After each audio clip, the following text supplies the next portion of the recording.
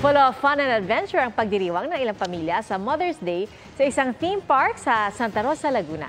At nakatutok doon live si Jamie Santos. Jamie? Pia, ngayong araw ng mga nanay, ilang mami ang piniling mamasyal kasama ang kanilang pamilya sa isang theme park dito sa Laguna.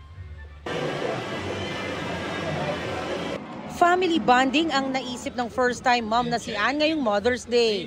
Sineselebrate din po na first-time mom.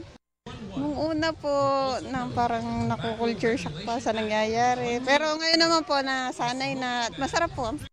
No problem din para kay Mami Lea kahit pang kids ang gimmick ngayon. Mas damang araw niya ang pagiging ina. Kasi pag masaya sila, masaya na rin po ako. Kulang man daw sila ngayong Mother's Day dahil nasa abroad ang kanilang padre de pamilya, hindi naman ito nagkulang para ipadama na siya ay mahal ng kanilang pamilya. Kaya ngayong special day, bonding sa ride silang mag-ina. Sabi po ng asawa ko ay yung mag-celebrate po kami dito. Kami mag-inada ng aking asawa na sa ibang bansa. Kaya binigyan niya ako ng pera. Pwedeng gift kay Mami ang live sketching tulad nito. Isang concert ang handog ng theme park para sa mga ilaw ng tahanan ngayong Mother's Day.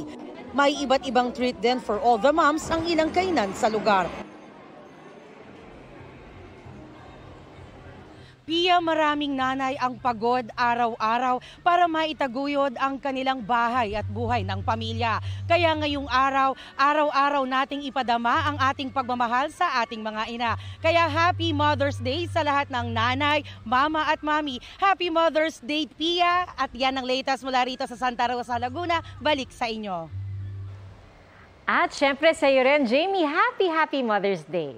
Maraming salamat sa iyo, Jamie Santos. Mga kapuso, patuloy na tumutok sa mga balita, mag-subscribe sa GMA Integrated News sa YouTube. Sa mga kapuso abroad, samahan niyo kami sa GMA Pinoy TV at www.gmanews.tv.